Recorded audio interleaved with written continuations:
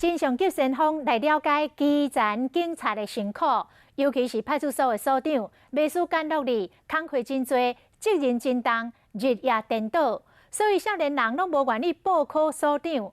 讲今年只有2个人来参加笔试，未来这个所长恐惊找无人来做。 目前任职于松山分局中仑派出所主管陈典章，是在下午猝死在办公室里。但走着走着，突然间身体一软，整个人倒入水中。现在是凌晨3点半了，那我们实施今天的封锁性路检。远景摆几排等待分派任务，这是3场里派出所所长林主任看到的角度，大家拢敢若干落共款。需不需要帮忙？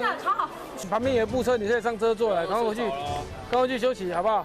可肯伫夜店酒醉的人，一直到早起。 往送走，赶送走。还佫关心真正民众的安全。所来支援马前总统维安所长大小勤务拢有差不多是包山又佫包海。林主任差不多24小时驻守辖区，休假就佫倒来处理勤务。伊讲上爱亏欠的是家庭。真的亏欠蛮多的。从小到大，他所有的毕业典礼，包括幼稚园，我没有一次有参加过，所以几乎时间是都耗在工作上。 3场里派出所辖区包括上款夜店要主题区，一个月报案数有3000件，是台北市上济。我老婆跟别人讲，我们就像类单亲啊，其实有爸爸跟没爸爸是一样的。哦，大家忍耐一下哦哈。规商区无多震动，伊是萧建昌前武林分驻所的所长。忍一下。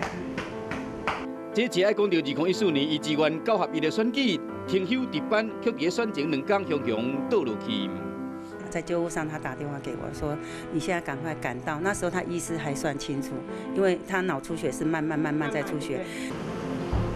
再看，都是这样子做柔软的动作。当年萧建昌前后中风2摆，左右脑拢倒瘫痪，即马生活起居拢靠因某伫处理。萧建昌意识清楚，也过语言中枢上得咧真正力。就算安尼，伊对警职依然有一份理想。你后不后悔自己当警察？ 不后悔。话讲到一半，任务自后殿，萧建昌以人民年保自居，也过过落的勤务换来身心重伤，这份责任心，所以心情真复杂。他以前都没有时间陪他，更没办法陪伴家里的人，因为他当所长以后，他经常都是把假都让给警员他们，然后自己就是剩余的时间才有办法回家。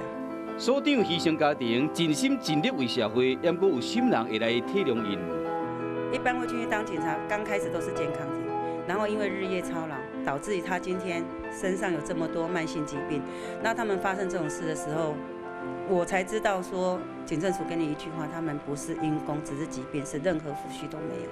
对他们来讲，是一天24小时紧绷的。只要辖区发生任何的治安事故，他如果不在辖区内，上面一定会责难；如果上面没有责难，就是民意代表一定会责难。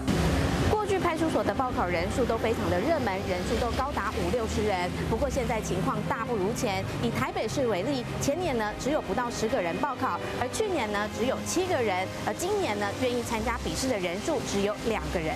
我当警政署长，我就有一个愿景，希望我们同仁这个过劳的一个问题是变成一个历史的名词。所以第一个，我们必须从我们的勤务来着手。 所长是责任制，边境卫防包括加级有85000，也过即马全台员所真侪所长缺，报考的人数差这多，不是无原因。政府都要积极重视所长面临的压力，给因实质上的帮助，这个为民服务的理想，才有度延续落去。